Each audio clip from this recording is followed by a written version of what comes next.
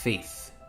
Faith is a wonderful concept. Faith is the act of placing one's full trust in someone or something.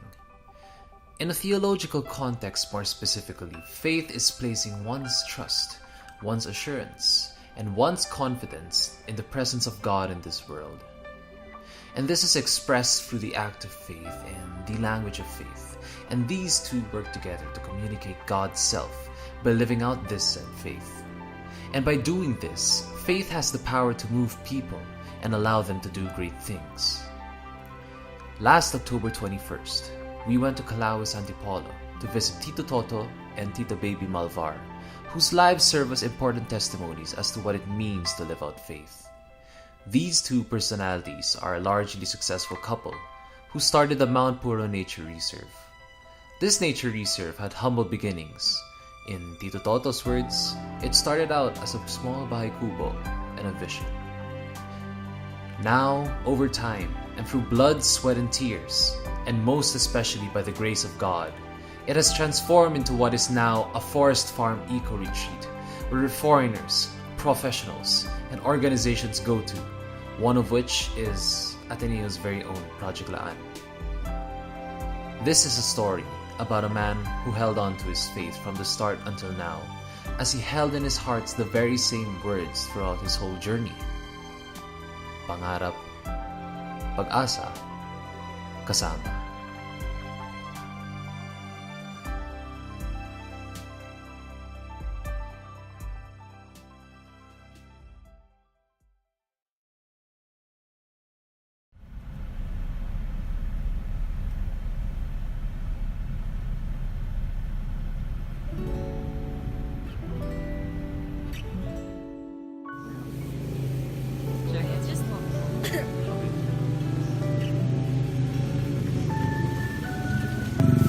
Alberto Malvar, or Tito Toto, is a simple man.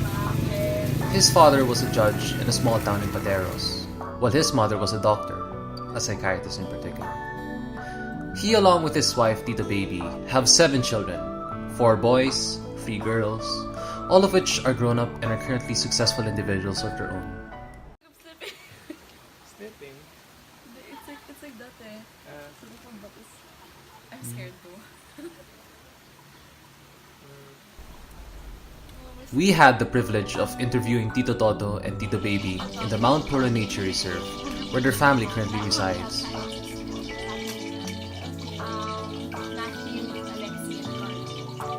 We first asked about his life before his calling.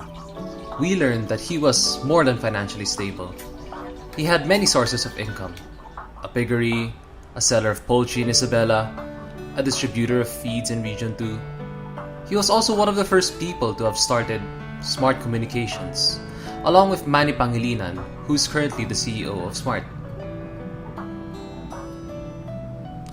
Despite these, he decided to cast these all away. But why? Why would a man as well off as Tito Toto decide to give up all these blessings? This is what he had to say. Pero walang lasa. May pera pero pag hindi ka tinatawag ng gusto Ba't hindi po kayo nag-enjoy sa work niya nun? Sa mga smart? naman ako kaya hindi nag-enjoy. Nag-enjoy din ako sa kamo. Kaya lang, yung calling mo, iba. And you cannot understand. I cannot understand myself. Parang may humihira sa'yo.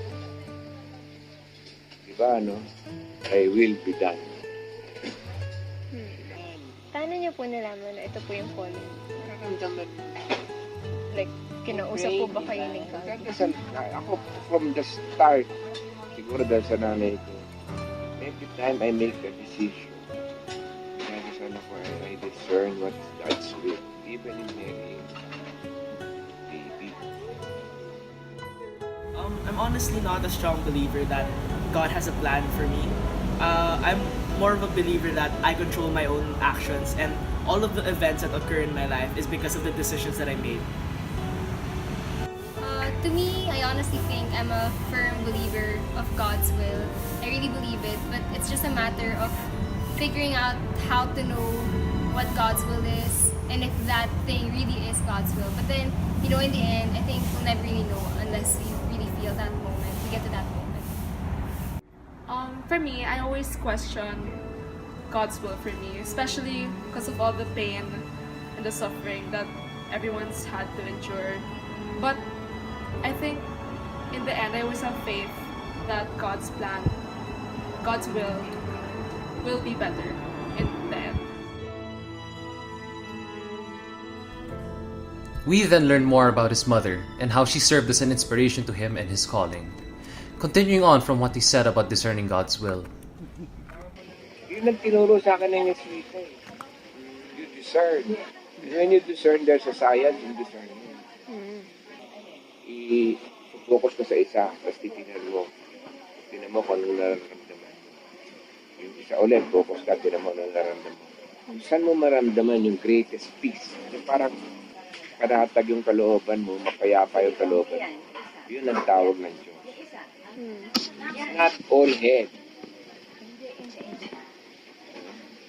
It's your whole body with God telling you what to do. Ngayon, bakit very particular ang nanay ko to? Kasi siya, my mother is a doctor. Psychiatrist yun. UP class 33. Okay. But after graduation, tapos na siya, doctor na siya, with all the license, with all the board, etc. Sabi niya sa nanay niya, Inay, nagawa ko na po ang gusto mo. Ngayon, gusto ko pong gawin yung gusto ko. And she wanted to be in the music world. So, ang may-ari pa rin ng anak mo at may-ari pa rin ng sarili mo, yung Panginoon mo. So, siya ang masusunod. Hindi ikaw, hindi yung gusto mo, hindi yung gusto ng nanay mo, pero kung ano yung gusto niya. Kasi pag hindi galing sa kanya, somewhere along the line, you will feel a disconnect. But, ang Diyos may plano na hindi na natin naiintindihan. You know what? When war erupted, Philippine-Japan war, andun siya sa bundok. Siya lang yung doktor sa bundok. Siya lang yung marunong sa bundok. Walang namatay. Siya yung doktor sa bundok. So, ito ba? Kung hindi siya na doktor, ang dami namatay. So, ang Diyos nakikita niya, years from now, alam niya lahat. When you make a decision, you always pray what is the Lord's will for you. Pero malalaman mo lang yan sa dulo, Carlo. Sa dulo lang. While you're in the journey, hindi mo maiintindihan. Parang how is it possible po na parang kung sa journey hindi mo maintindihan, what's supposed to keep you pushing forward? Your faith. Kasi you always will feel the embrace of the Lord. And that will keep you whole. But what is not logical? It's not always God's will. Is it logical to die on the cross? My parents taught me this. Live your life based on faith, not based on fear. In a sense, I think people still continue to be faithful even though they're suffering. It's because it gives them hope. For me, I don't worry about things that I can't control. If I can do something about it, I will. But if I can't, I just let it be.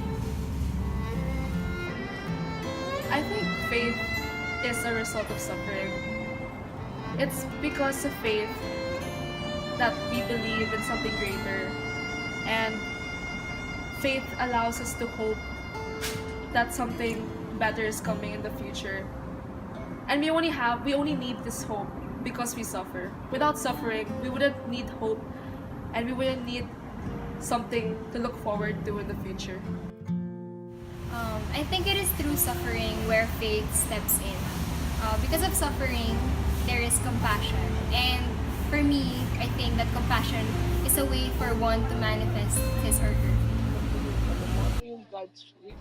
We finally asked the important question: what was God's calling for you? And How and where did this happen? What marked the beginning of your faith journey?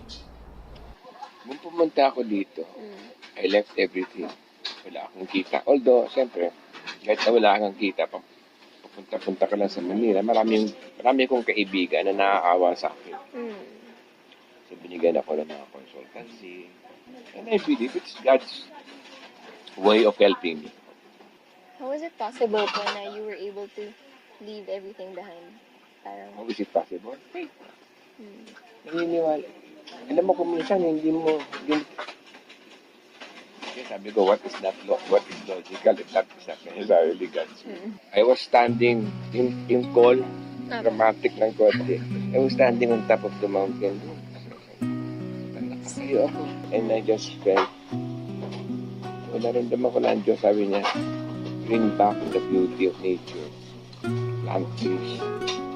Cover the whole area with trees. Yun ang naramdaman kong mandate. Yun ang pangarap eh. Yun ang pangarap, pag-asa, kasama. Naririnig ko pangarap, pag-asa. So with that dream, bibigyan ka ng hope. No? To just go on pursuing that dream. Hope. And then, sabi niya, pangarap, pag-asa, kasama. And I will give you companions along the way. I would say that the closest that I have been given companions in my life would be when my father passed away 2 years ago, and a lot of people extended their help towards me to help me get a scholarship so I can go study at Ateneo or UP. A lot of people helped me contact like scholarship programs and the OAA, and luckily I was given a scholarship. I think the greatest companions God has given all of us is family. Since we're born, from the time that we're born, I think family has the responsibility to take care of other family members, whether they want to or not. For me, I think that God gave me companion through my family, my siblings especially, most especially my sisters. It is through my sister's presence where I get to feel na God gave me companions in my life. My sisters are the ones I always run to whenever I have problems, even the shallowest ones about school, personal life, I always run to them. And through my sister's presence, I get to feel na God really gave me my kasamas in life. So how exactly did Tito Toto bring this calling to fruition? No, my knees. My old man. Knees are heavy. ano po exactly yung ginawa niyo? I mean, Dito? like, di ba sabi niyo po, you didn't bring anything po. Wala. So, Sa ano po akin lang, exactly ginawa? I wanted to plant trees. Okay. No? So, in-workout ko sa DNR na makakuha kami ng kontrata for a certain area para magtanim ng puno. So, yun ang ginawa ko, reforestation. Kita namin, sandali lang, nagano kami, nag-change course, change strategy. Kayo po ng wife niya po. We had to revisit our strategy. Kaya sabi namin, instead of planting or simultaneously planting trees, we have to plant in the hearts of people. Ang pangarap namin, kalikasan. Ang pangarap ng tao dito, mabuhay lang. May trabaho lang. Environment degradation, wala sa vocabulary nila. Tita Baby expounded more about them stepping outside their comfort zone. Pero ako, I tell my children that they really have to, parang to make the family priority then. Kasi, ang hirap, we've gone through so much eh. Parang roller coaster ride yung buhay namin because of his decision to stay here. Ang hirap. Ano po? It's just faith in God talaga siguro, and God provides talaga. When you do His will, when you follow His will, then everything will follow. Kasi imagine all the children, sila, Ateneo, high school, Assumption. And God really provides kasi, and siguro ang malaking bagay din yung simple lifestyle namin. I would say that I love exploring past my comfort zones. and also that suffering puts life into perspective, that things must be better than what it is now. And I would say that I live a very simple life compared to like other Athenians, but it would be very hard to like give up some of the comforts that I have now. I don't usually like stepping out of my comfort zone, but every time I do, good things usually come out of it. So I've learned to try new things and to step out of my comfort zone more often than not. But there are a lot of things, a lot of comforts that I'm not willing to give up yet, especially because I've become so accustomed to them. I honestly think it's ironic, the idea of finding joy in suffering. But if ever I get to that point, I am actually willing, and I think I'm still in the process of being able to understand the wisdom behind it. But then again, I really think that finding joy in suffering is really something hard to do. When Jesus died on the cross, it wasn't something joyful. But then He did, and He did it out of love. And I think that's the challenge for all of us. How will we be able to do things out of service, out of love for others?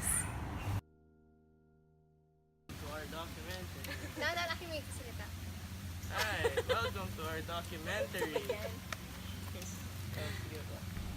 Before we ended our interview, Tita Baby mentioned about the challenges they encountered while following the calling of God. And it pays off Ano po? really, yung simple lifestyle. Ano po yung mga naging greatest struggle niyo po adjusting to this way of ano po? Hirap yung mga tao dito. Mga You tao? know, when you work with poor people, parang feeling like it's your job to help us. Hindi naman lahat. Not everyone, but it's really hard to work in a community like this. It's hard. Pero masaya. So, pero looking back, God is good talaga. We survived. And masaya. Even our children. No. Even our children. And yun ang greatest blessings namin. No. Our children are all okay. If you love what you have everything. Perry, hi Vida, Alexie. Hey! Nakakapagsalita ako ng ganito kasi 69 years old. Nakikita ko na how God worked in my lives. Nakikita kong totoo. But when I was 50s, You had that. ha? You had that. Mawala yun eh. Hindi talaga yun. Diba? Pangarap, pag-asa, kasama. May papadala siya sa kasama. Hindi lang sa mo, sa timing mo. Sa timing niya. Hintay ka lang. This is the life story of Tito Toto and Tito Baby. Indeed, these two serve as epitomes of what it means to live out faith. When Tito Toto first went to Antipolo, he brought nothing but his faith and faith alone. Obviously, the path to God is not going to be an easy one, and these two were definitely not exempted from that. But we, the group, witnessed in our own eyes the faith in practice, as well as the fruits of their labor. We saw a couple of simple lifestyles serving a noble purpose, to simply give and give back. And we're very sure that they have impacted the lives of thousands of people in the Antipolo region as well. Hopefully, we ourselves find our calling, our own mandate from God, for faith, so that we can impact many people's lives, just as Tito Toto himself did. Pangarap, pag-asa, kasama.